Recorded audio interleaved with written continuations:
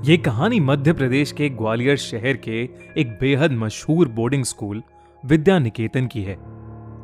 उस स्कूल का डिसिप्लिन और पढ़ाई जितनी फेमस थी, उतनी ही फेमस थी उस स्कूल हॉस्टल की भूतिया स्टोरीज।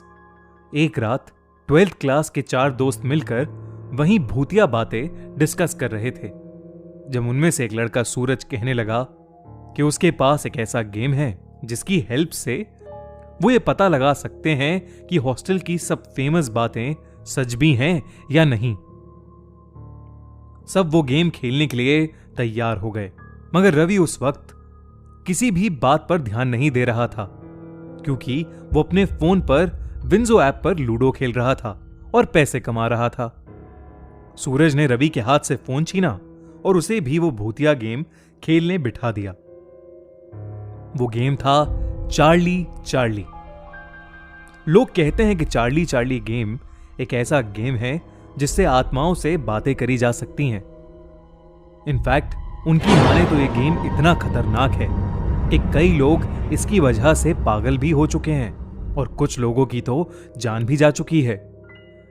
सूरज ने सबको एक सर्कल में बिठाया और बीच में एक पेपर पर यस नो नो यस लिखकर उस पर 2 पेंसिल्स रख दी।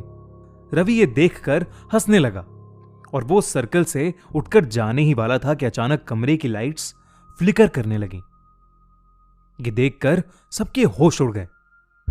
तभी सूरज ने रवि से वापस आराम से बैठने को कहा और फिर सूरज ने गेम की तरफ देखते हुए कहा, Charlie Charlie are you there?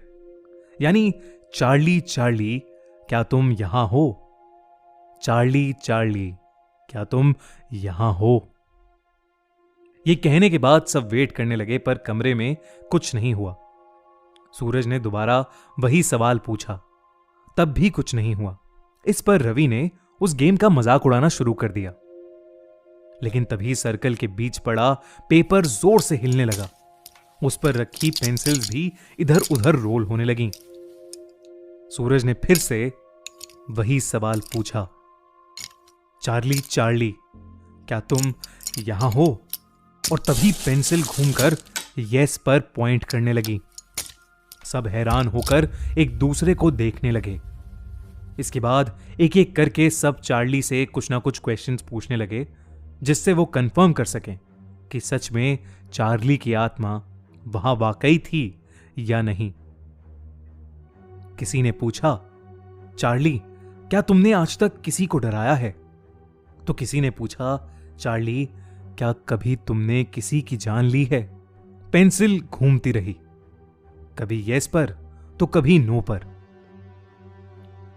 Ravi उस सर्कल में बैठे बैठे भी सबका और चार्ली चार्ली गेम का मजाक उड़ाता रहा। उसे अब भी लग रहा था कि सूरज सबके साथ कोई मजाक कर रहा है। सबकी बारी हो चुकी थी और सूरज ने रवि को चार्ली से सवाल पूछने के लिए कहा। रवि ने मजाक में पूछा, चार्ली क्या तुम बेवकूफ और पागल हो? इस पर पेंसिल नहीं हिली और रवि को विश्वास हो गया कि चार्ली चार्ली गेम बकवास है और वो सर्कल से उठ गया। लेकिन जैसे ही वो वहां से उठा, उसी वक्त पेंसिल घूमकर यस पर पॉइंट करने लगी और फिर जोर जोर से हिलने लगी। कमरे की लाइट्स अब और जोर से फ्लिकर कर रही थीं। सब डर के मारे अपनी जगह पर जम से गए थे।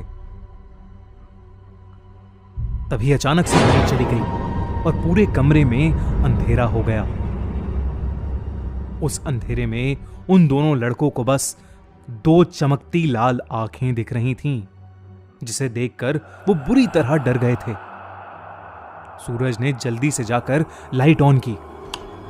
तभी सबकी नजर रवि पे गई और सभी ने जो देखा वो देखकर सबके पैरों तले जमीन खिसक गई। रवि का चेहरा अचानक नीला पड़ गया था। धीरे धीरे वो वहीं खड़ा खड़ा कांपने लगा। उसकी आंखें सफेद हो गई थीं और वो एक अजीब सी आवाज में चिल्लाने लगा, जैसे कोई उसका गला घोट रहा हो।